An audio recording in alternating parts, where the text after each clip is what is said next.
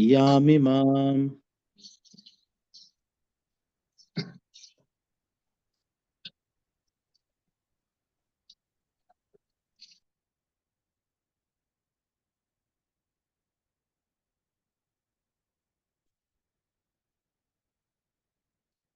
यामिमाम पुष्पिताम। मेरी आवाज क्लियर आ रही है आपको? यस प्रभु जी। अच्छे हरे हरे कृष्ण।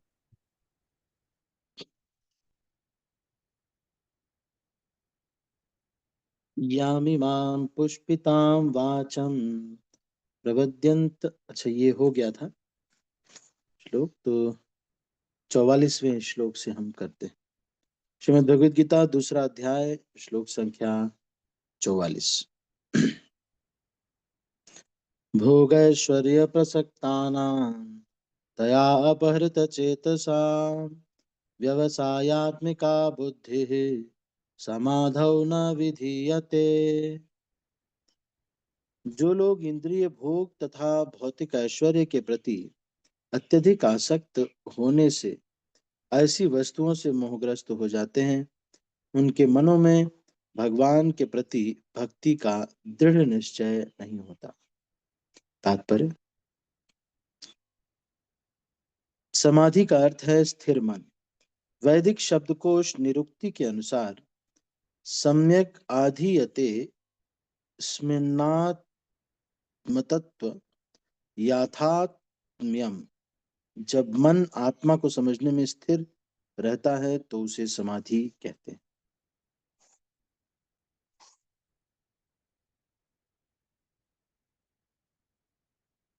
जो लोग इंद्रिय भोग में रुचि रखते हैं अथवा जो ऐसी क्षणिक वस्तुओं में मोहग्रस्त हैं, उनके लिए समाधि कभी भी संभव नहीं है। माया के चक्कर में पड़कर वे न्यूनाधिक पतन को प्राप्त होते हैं। तो यहाँ पर ये बता रहे हैं श्रील प्रभुपाद की इंद्रिय भोग तथा भौतिक ऐश्वर्य के प्रति अत्यधिक आसक्त होने से वो ऐसी वस्तुओं से मोहग्रस्त हो जाते हैं, उनके मनों में भगवान के प्रति भक्ति का दृढ़ निश्चय नहीं होता।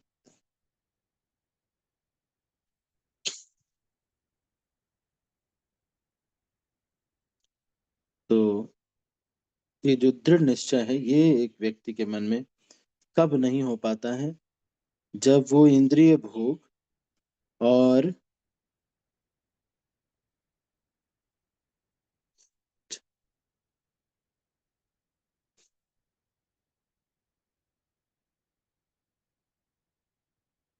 क्षणिक वस्तुओं से मोहग्रस्त, भोग ऐश्वर्य प्रसक्ताना, प्रकृष्ट रूपेण आसक्त, इसको बोलते हैं प्रसक्त। तो भोग और ऐश्वर्य में जो व्यक्ति बहुत आसक्त है और इन दोनों की वजह से उसकी जो चेतना है वो हर ली गई। जब कोई भोग या कुछ इंद्रिय विषय होते हैं तो वो मन को पूरा आसक्त कर लेते हैं और इनकी चेतना उसी में लग जाती है। जैसे किसी को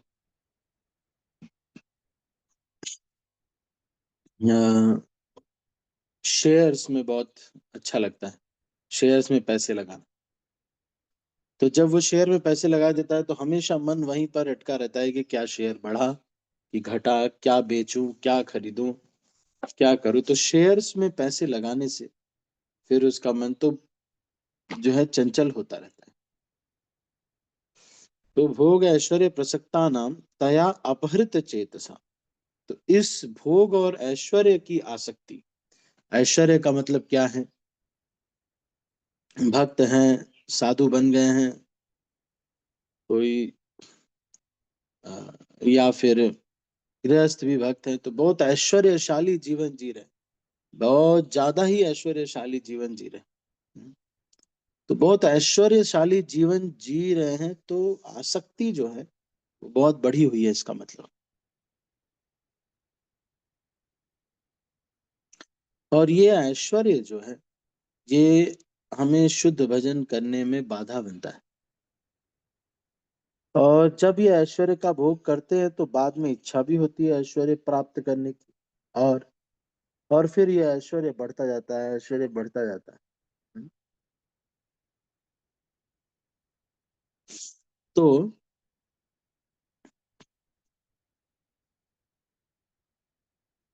और ऐश्वर्य बढ़ता जाता है और आसक्त व्यक्ति और आसक्त हो जाता है। अब उस आसक्ति के कारण भगवान की सेवा में, भगवान की प्रसन्नता में वो, क्योंकि उसको लग रहा है कि मेरी जो आसक्ति है वो पूरी नहीं होगी, तो भगवान की सेवा में वो फिर दृढ़ता से नहीं लग पाएगा। आप देखेंगे, इसका मतलब ये कह रहे हैं कि जितना भी डिस्ट्रैक्शन है कृष्ण की प्रसन्नता के लिए कार्य करने में, जो भी डिस्ट्रैक्शन है या वो दो कारणों से ही आता है, या डिस्टरबेंस, या आप कह सकते हैं कि भक्ति में डिस्टरबेंस दो कारणों से ही आता है। एक, भोग की इच्छा, कृष्ण को प्रसन्न करने के अलावा मैं ही प्रसन्न हूं। भोग और ऐश्वर्य, मतलब बहुत सुख सुविधा में हो, एकदम लैम्बोर्गिनी गाड़ी हो, तो ये क्या करती हैं, हमारी भजन में बाधा बनती हैं। दोनों ही चीजें हमको भजन नहीं करने देती। तो ऐसे फिर हम समाधि नहीं हो पाती, या हम भक्ति में पुष्ट नहीं हो पाते, स्थिर नहीं हो पाते, क्योंकि भोग और ऐश्वर्य इसके प्रति हम आसक्त हैं।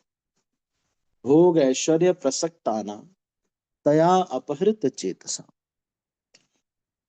तो जो व्यक्ति भोग और ऐश्वर्य, तो भोग अलग अलग प्रकार से हम कोई कर सकता है। और जो स्त्री पुरुष संघ है ये तो बहुत ही छोटा है, इसके अलावा और बहुत बड़े बड़ी चीजें हैं। तो भोग में किसी को अगर बहुत रुचि है, तो फिर भोग ऐश्वर्य प्रसक्ता नाम तया अपहृत चेतसाम, इससे उनकी चेतना हार ली जाती। हम्म। व्यवसायत्मिका बुद्धि समाधौ न विधीयते। तो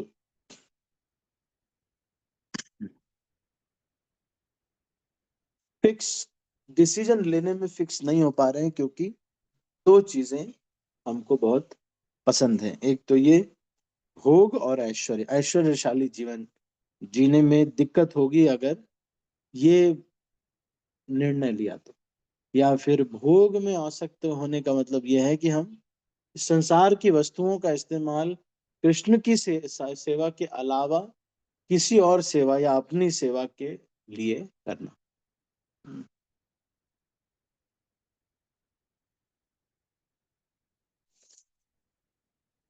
ठीक है।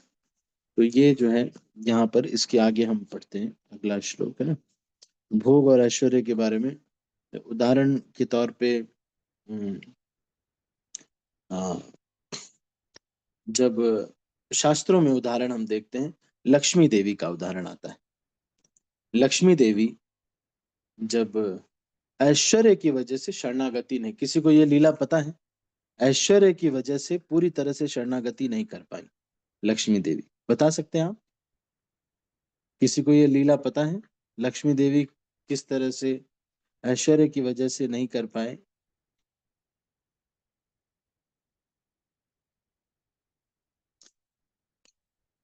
ऐश्वर्य की वजह से लक्ष्मी देवी, इसमें कह रहे हैं ना कि भक्ति में दो बाधाएं आती, भोग और ऐश्वर्य। तो क्या है वो, बताएंगे? उदाहरण आप बता सकते हैं किसकी वजह से भक्ति में बाधा आ जाती है? अ,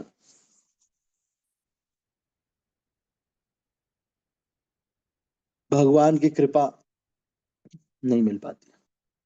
तो एक बार लक्ष्मी देवी को ने जब रास लीला में देखा भगवान कृष्ण को, तो लक्ष्मी देवी नारायण को छोड़ करके यहाँ पर आ गई, और आ करके गोपियों से ये कहने लगी कि मैं रास लीला में आना चाहती हूँ। तो उन्होंने कहा कि रास लीला में तुम नहीं आ सकती, क्योंकि तुम्हें अपना ऐश्वर्य छोड़ना पड़ेगा। हमारे जैसे गोपियों के जैसे रहना पड़ेगा। तो लक्ष्मी देवी जो है ये नाराज हो गई, और बेलवन में तपस्या कर रही लक्ष्मी देवी। गोपी गीत में इसी को कहते हैं कि श्रयत इंदिरा शाश्वत अत्र ही।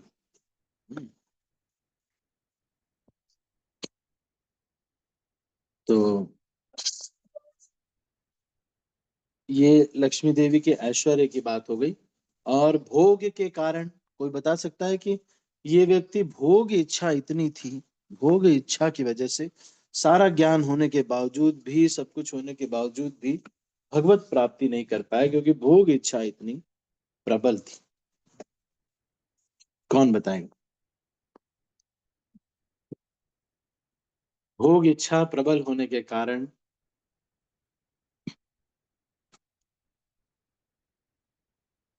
भक्ति नहीं कर पाए।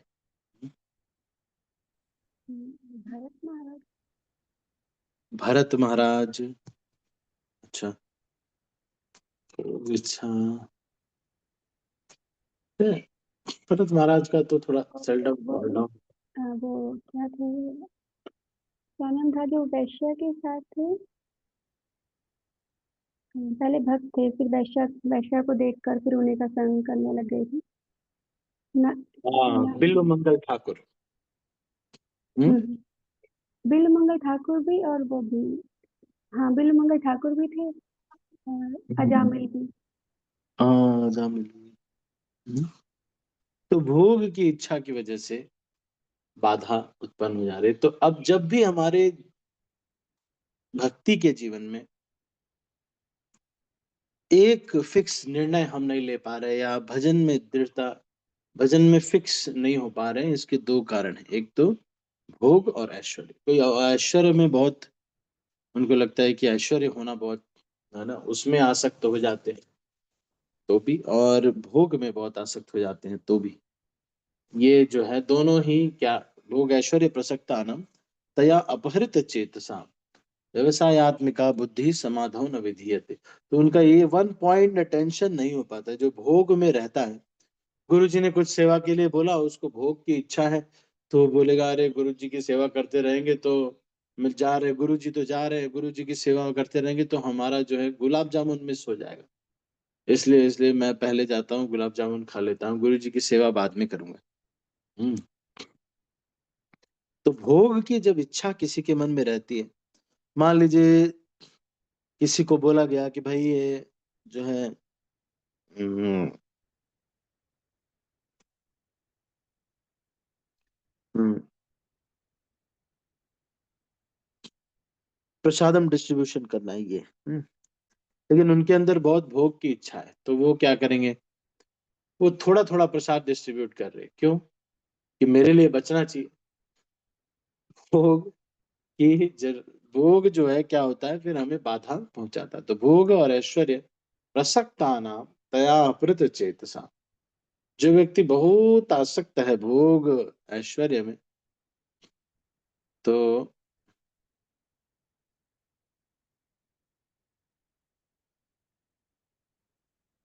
जो व्यक्ति भोग और ऐश्वर्य में आसक्त रहते हैं, अब ऐश्वर्य के लिए एक तो लक्ष्मी देवी का उदाहरण है, और और किसका उदाहरण आ सकता है जो बहुत, है ना, रावण का भी देखिए, भोग में इतना उनको सब ज्ञान था, स्वयं भगवती देवी ऐसा वो कह रहे थे, है ना, सीता मैया स्वयं, लेकिन फिर भी भोग में इतना आसक्त थे कि वो जो है सारा ज्ञान होने के बावजूद भी भजन नहीं कर पाए। हम्म, तो भोग ऐश्वर्य प्रसक्ता नाम। अब ऐश्वर्य में और क्या आ सकता है? एक तो लक्ष्मी देवी का उदाहरण आ सकता है, और ऐश्वर्य से आसक्ति हो जाती है तो फिर व्यक्ति कई बार, जैसे सेवा में जाना है, जब चौपाटी मंदिर में शुरू शुरू में दूर दूर लेक्चर के लिए जाना था, तो कार नहीं होती थी, एक कार थी बस। तो बहुत समय तक कोई ज्यादा सुख सुविधा नहीं थी, तो बहुत समय तक कोई सुख सुविधा वहां पर नहीं थी। तो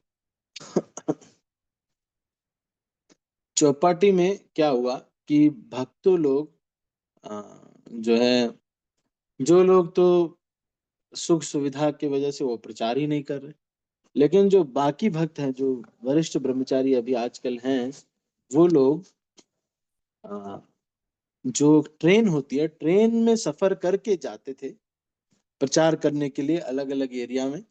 और वो 2 घंटे का ट्रैवल होता था। तो वो क्या करते थे, 2 घंटे में एक हाथ से तो पकड़े रहते थे, बॉम्बे की लोकल ट्रेन में बहुत भीड़ भाड़ होती, और दूसरे हाथ में श्रीमद् भागवतम लेकर के पढ़ते रहते थे। तो इससे हमें पता चलता है कि जो व्यक्ति भोग और ऐश्वर्य में, अगर उनको ये रहता कि भाई नहीं, मुझे अच्छी सीट चाहिए चाहिए तभी जाऊंगा मैं, तभी प्रचार करूंगा मैं, तो फिर अब इस इतना प्रचार नहीं हुआ रहता, है ना। तो जो आ, वो भोग ऐश्वर्य प्रसक्ता नाम जो है, वो बहुत आसक्त हैं भोग और ऐश्वर्य में, उनको दिक्कत होगी, वो भगवान को पूरी तरह समर्पण करने में उनको समस्या होगी। हम्म, ठीक है, अगला श्लोक हम पढ़ते हैं। और डिसीजन लेने में भी हमको समस्या होगी, जब भोग की इच्छा रहेगी तो हम सोचेंगे कि वही निर्णय ले जिसमें मुझे ज्यादा भोग मिलेगा। हम्म। त्रैगुण्या विषया वेदा निस्त्रैगुण्यो भवार्जुन, निर्द्वंदो नित्य सत्वस्थो निर्योगक्षेम आत्मवान। वेदों में मुख्यतया प्रकृति के तीनों गुणों का वर्णन हुआ है। हे अर्जुन, इन तीनों गुणों से ऊपर उठो, समस्त द्वैतों और लाभ तथा सुरक्षा की सारी चिंताओं से मुक्त होकर आत्मपरायण बनो। सारे भौतिक कार्यों में प्रकृति के तीनों गुणों की क्रियाएं तथा प्रतिक्रियाएं निहित होती हैं। इनका उद्देश्य कर्म फल होता है, जो भौतिक जगत में बंधन का कारण है। वेदों में मुख्यतः सकाम कर्मों का वर्णन है, जिसमें सामान्य जन क्रमशः इंद्रिय तृप्ति के स्तर से उठकर आध्यात्मिक धरातल पर पहुंच सके। कृष्ण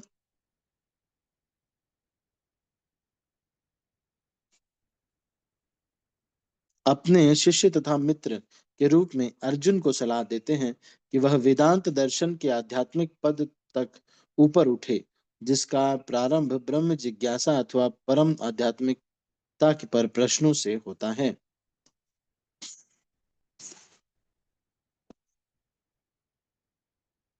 इस भौतिक जगत के सारे प्राणी अपने अस्तित्व के लिए कठिन संघर्ष करते रहते हैं। उनके लिए भगवान ने इस भौतिक जगत की सृष्टि करने के पश्चात वैदिक ज्ञान प्रदान किया, जो जीवन यापन तथा भव बंधन से छूटने का उपदेश देता है। जब इंद्रिय तृप्ति के कार्य तथा यथा कर्म कांड समाप्त हो जाते हैं, तो उपनिषदों के रूप में भगवत साक्षात्कार का अवसर प्रदान किया जाता है। ये उपनिषद विभिन्न वेदों के अंश हैं। इसी प्रकार जैसे भगवत गीता पंचम वेद महाभारत का अंग है, उपनिषदों से आध्यात्मिक जीवन का शुभारंभ होता है। जब तक भौतिक शरीर का अस्तित्व है, तब तक भौतिक गुणों की क्रियाएं प्रतिक्रियाएं होती रहती हैं। मनुष्य को चाहिए कि सुख दुख या शीत गर्मी जैसी द्वैतताओं को सहन करना सीखे, और इस प्रकार हानि तथा लाभ की चिंता से मुक्त हो जाए। जब मनुष्य कृष्ण की इच्छा से पूर्णतया आश्रित रहता है, तो यह दिव्य अवस्था प्राप्त होती है।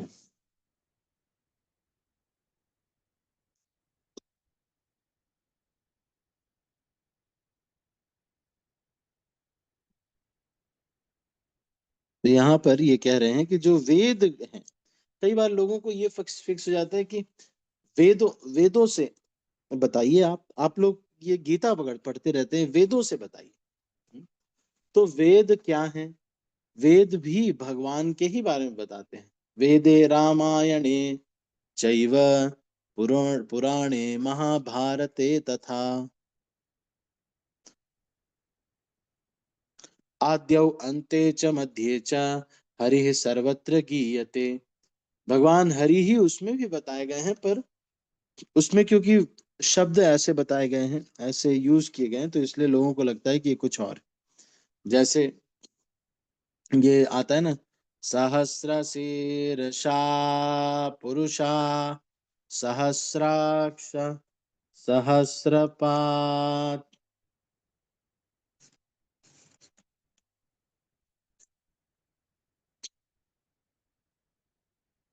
स भूमिं विश्वतो वृत्वात् अत्यातिष्यत् दशांगुलम् पुरुष एवेदं सर्वं यद्भूतं भव्यच्च भव्यम् उतामृत। तो ये जो बोलते हैं ये क्या कह रहे हैं? ये क्या है? कुछ नहीं रहे, ये बस ये कह रहे हैं कि वो जो विराट पुरुष है उसकी उपासना कर रहे हैं वो लोग। तो वेद जो है, इसमें वेदों का जो सार है वो क्या है? वेदों का वास्तविक सार है भगवान को जानना। हम्म। तो जब इंद्रिय तृप्ति के कार्य तथा कर्मकांड समाप्त हो जाते हैं तो उपनिषदों में, तो एक व्यक्ति जो है अगर अम, इंद्रिय तृप्ति और ये कर्मकांड इत्यादि जो वेदों में बताए गए हैं उसके बाद अंत में जो है ये ये भक्ति को समझ पाता है। तो वेदों में भी, वेदों से भी अगर देखेंगे तब भी ऋग्वेद, सामवेद, यजुर्वेद इत्यादि में भी भक्ति के बारे में वर्णन मिलता है, लेकिन थोड़ा छिपा हुआ रूप से है। तो इसी वजह से और बहुत प्रोमिनेंट कुछ और हो जाता है, तो हम जो मुख्य चीज है उसको नहीं समझ पाते। तो यहाँ पर इसीलिए वेद वेद वेद वेद वेद ऐसे करने वाले बहुत सारे लोग, वो कहते हैं देखिए भाई आपका तो इस्कॉन वालों का गीता भागवत है, नहीं नहीं हमारा तो वेद है, वेद है हमारा। तो ऐसे जो है सब लोग बोलते भले हैं, लेकिन फिर भी हमको जो है क्या हमारे लिए क्या महत्वपूर्ण है? भक्ति जो कि गीता और भागवत में लिखी गई है। जैसे वेदों में या उपनिषदों, वेदों में आएगा ना कि ये कि इति ये अग्निदेव के बारे में ये कर रहे हैं और अलग अलग बता रहे हैं, और ये सब जो है भगवान के दास हैं। तो संस्कृत बहुत कठिन यूज होती है, लेकिन है सभी जो है जितने भी अ, अ, जो जो लोग हैं वो वेदों को पढ़ करके वो बस यही सोचते हैं कि ये संस्कृत कठिन है इसलिए वेद पढ़ना बहुत जो है स्पेशल है। लेकिन वेदों में क्या कहा गया है? भगवत गीता में भगवान बता रहे त्रैगुण्या, तीन गुणों के बारे में बताया गया कि कैसे ये तीन गुणों में क्या क्या कार्य होता है, उसी के बारे में बताया गया। त्रैगुण्या विषया वेदा निस्त्रय गुण्यो, लेकिन गुणों की डीलिंग समझने से पहले ही बता दें इनसे तो बाहर निकलना है। निंदो नित्य सत्वस्थो निर्योग क्षेम आत्मवान। तो कोई द्वंद्व नहीं, निर्द्वंदो नित्य सत्वस्थो। ठीक है, तो यहीं पर हम इसको क्लोज करेंगे। आप सभी का बहुत बहुत धन्यवाद।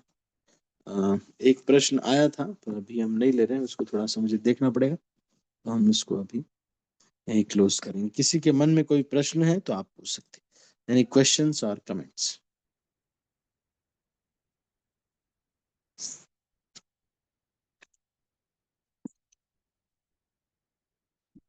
आज की चर्चा में से या फिर अदरवाइज भी आपके मन में कोई? मंत्रेश्वर गोविंद प्रभु।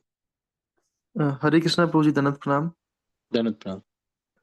प्रभु जी, एक भक्त से कल मैं मिला तो वो 6 साल से जुड़े हुए हैं, हम्म लेकिन वो कॉलेज स्टूडेंट हैं और डॉक्टर हैं। तो हम्म वो अभी मतलब 4 नियम, चारों नियम तोड़ रहे हैं, लेकिन अच्छा। मंदिर आ रहे हैं वो। हम्म। और उनका वचन बोलने के लिए तो बोल रहे हैं कि हाँ भगवान का कृपा चाहिए या फिर मैं छोड़ दूंगा एक दिन, ऐसा। तो उनका मतलब क्या सोल्यूशन है और क्या होगा उनके साथ में?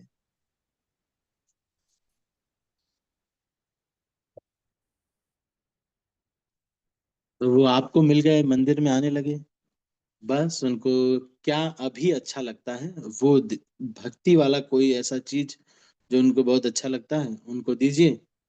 जब आपसे उनको प्रेम हो जाए तब उनको छोटा सा कुछ दर्द दीजिए कृष्ण भावनामृत बढ़ाने के लिए।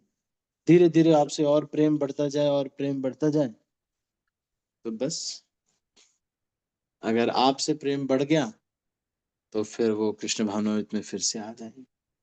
लेकिन मेरा एक प्रश्न मतलब उनसे उनसे रिलेटेड ये है कि उन्होंने भागवतम 12th कैंटो तक पढ़ लिया है, प्रभुपाद जी का सारा बुक्स पढ़ लिया है, और मंदिर आते हैं, मतलब कंटिन्यूस आते हैं, मतलब मंथ में एक बार।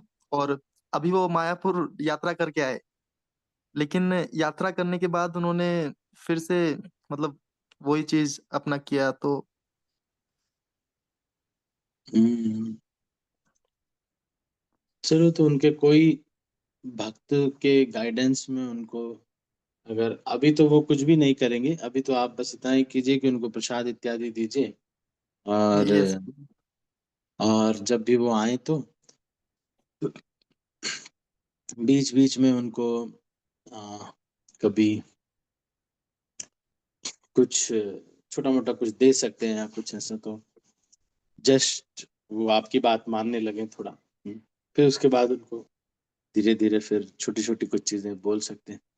और इनका क्या होगा, कुछ भी नहीं होगा। कृष्ण भावनामृत में जो आ गया उसका क्या होगा, भगवत धाम जाएंगे और क्या। बीच में कुछ गड़बड़ हो जाता है तो अलग बात है, फिर भी जाएंगे भगवत धाम। बीच में गड़बड़ तो बहुत सारे लोगों का हो जाता है, हमारा क्या नहीं हो जाता, हमारा भी तो हो जाता है। यस तो पूजी। चार नियम जो है ये सब इतने पावरफुल, मतलब पाप जो है वो बहुत पावरफुल नहीं है, मतलब अपराध अगर किसी वैष्णव के प्रति है तो वो पावरफुल होता है, लेकिन जो पाप है ना ये, जैसे चोरी, मर्डर, या फिर जितने भी पाप हैं, वो इतने बड़े पाप नहीं है कि हरिनाम से धुल ना जाए। वो हरिनाम से धुल जाते, लेकिन उनके कर्म फल होंगे तो वो सब लगेंगे उनको। किसी किसी का काम कर्म बीज बहुत अधिक होता है तो उसको फिर भगवान भक्तों के संग से छोड़ देते हैं ताकि वो उसको एक्सरसाइज कर ले। तो इसलिए है, लेकिन उनका कुछ बुरा नहीं होगा। कुछ दिन में अभी भक्ति, भगवान अभी आपसे मिला दिया, ऐसे ही कुछ ना कुछ करके वो भगवान उनके पीछे खुद से ही जो है पड़ जाएंगे। हम्म, यस पूजी।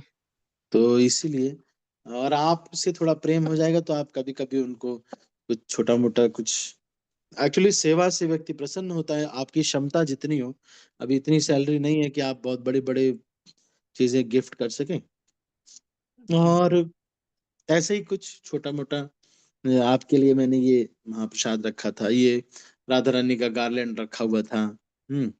ये गंगा जल है, या फिर थोड़ा तुलसी पत्ता है, भगवान के चरण का चंदन तुलसी है। आप समझ रहे हैं। यस पूजी। तो ऐसे ही कुछ, मतलब कभी बुला लिया, कल अभिषेक हुआ था, आप आएंगे एक बार, मैं आपको एक स्पेशल चीज देने चाहता हूँ। ऐसे करके करके धीरे धीरे फ्रिक्वेंसी बढ़ती जाएगी। आप भक्ति में उनको नहीं आगे बढ़ा रहे, वो इनडायरेक्टली सब कुछ देखते देखते धीरे धीरे वो चेंज हो जाएंगे। और फिर भक्ति में आगे बढ़ेंगे। यस पूजी। वो थोड़ा तो इफेक्ट हुआ, कल मैंने उनके लिए ओट्स बनाया था, वो प्रसाद नहीं था तो उनके लिए स्पेशल बनाया, तो थोड़ा खुश हुए, फिर उन्होंने अपना हार्ट शेयर किया, और तो बोले मैं। यस। यस पूजी। ऐसे ही होता है, और क्या।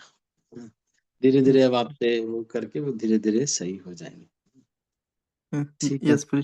तो थैंक यू सो मच बस, पूजी। ठीक है।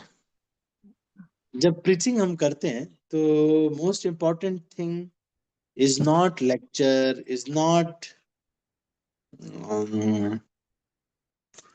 Not how much transformation physically on their face, वो टीका लगाया कि नहीं या कुछ किया कि नहीं।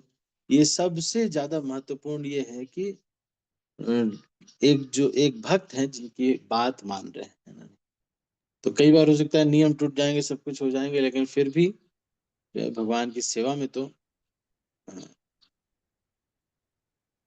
ठीक है ना। यस पूजी। थैंक यू सो मच पूजी। और कोई कुछ कहना चाहते हैं? एनी अदर क्वेश्चंस और कमेंट्स? राजू प्रभु।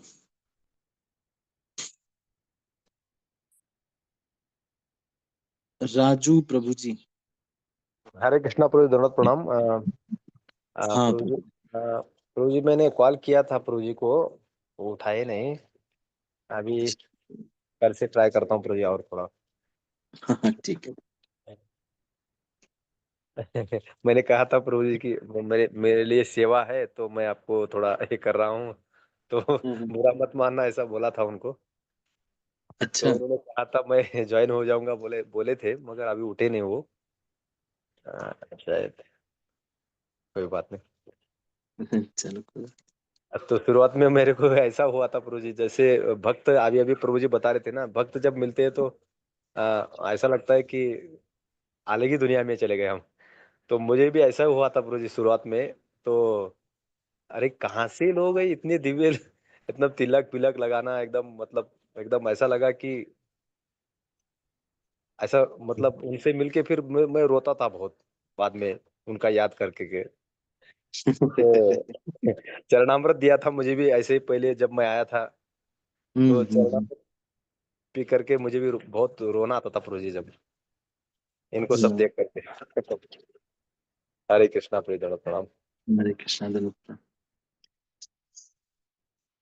ठीक है, तो और कोई कुछ कहना चाहते हैं? एनी अदर क्वेश्चंस और कमेंट्स? हरे हाँ कृष्णा सर। प्रभु जी, धन्यवाद प्रणाम। धन्यवाद प्रणाम। प्रभु जी, भक्ति करने के लिए हमें भी वेद पढ़ना चाहिए क्या? ऐसी आवश्यकता नहीं है। जो जैसे कि किसी वॉशिंग मशीन को ऑपरेट करने के लिए उसका मैनुअल या तो हम पढ़ें या तो कोई हमें बता दे कि ये बटन है, इसको पढ़ना है, तो उतना हमारे लिए आवश्यक है। वेद ऐसे हैं जैसे कि वॉशिंग मशीन कैसे बनाई जाती है, ये पूरा बताया गया है उसमें। और भगवत गीता बस इतना बता रही है कि भाई वॉशिंग मशीन को आपको चलाना कैसे। आपको ये नहीं कि जाके प्लास्टिक लेके आना है, लोहा लेके आना है, उसको पिघलाना है, उसको मोड़ करके उसमें पहिया लगाना है, मोटर लगाना है, वो सब जानने की आवश्यकता नहीं है। तो वेद जो है वो भी बताते हैं, साथ में ये भी बताएंगे कि देखो तुम मनुष्य जीवन में हो, ऐसा कैसे तुम कर सकते हो कि अ, एक तो है ही है कि वॉशिंग मशीन, लेकिन इसके अलावा और भी बहुत सारी चीजें हैं, तुम जो है उसको प्राप्त कर सकते हो। तो इसलिए वेदों को पढ़ने का इतना हमको आवश्यकता नहीं है। जो लोग श्रीमद् भगवत गीता भागवत पढ़ रहे हैं, तो उनको बेसिकली कपड़े धोने के लिए हमको यूज करना है, तो हमारे लिए जितना भगवत गीता में प्रभुपाद जी ने बताया उतना से हमारा काम चल जाए। हाँ जी प्रभु जी, वेद तो समझ में नहीं आते, पढ़ने की कोशिश भी की थी, वो तो ऊपर से निकल जाते हैं। नहीं ऐसा नहीं है। मैंने पढ़ा है, कुछ दिन मैंने पढ़ा है। थोड़ा सा कठिन लैंग्वेज है, तो क्या होता है बहुत बोरिंग होने लगता है। It's not so easy. वो इंद्र इंद्र पता नहीं, इंद्र के बारे में दे रखा है, इंद्र का ये करो, इंद्र का वो करो। कुछ भी समझ नहीं आ रहा।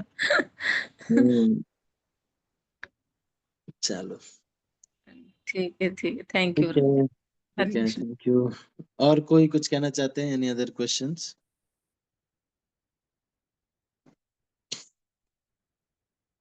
ठीक है, तो सभी लोगों को मैं थोड़ा रिक्वेस्ट करना चाहता हूँ, समय पे आ जाइए। जैसे मैं भी कभी कभी लेट हो जाता हूँ, पर ये है कि अगर आप 6:55 तक आने का प्रयास करें तो थोड़ा अच्छा रहेगा, क्योंकि हम ये हाफ एन आवर वो पूरा यूटिलाइज भी कर सकते हैं।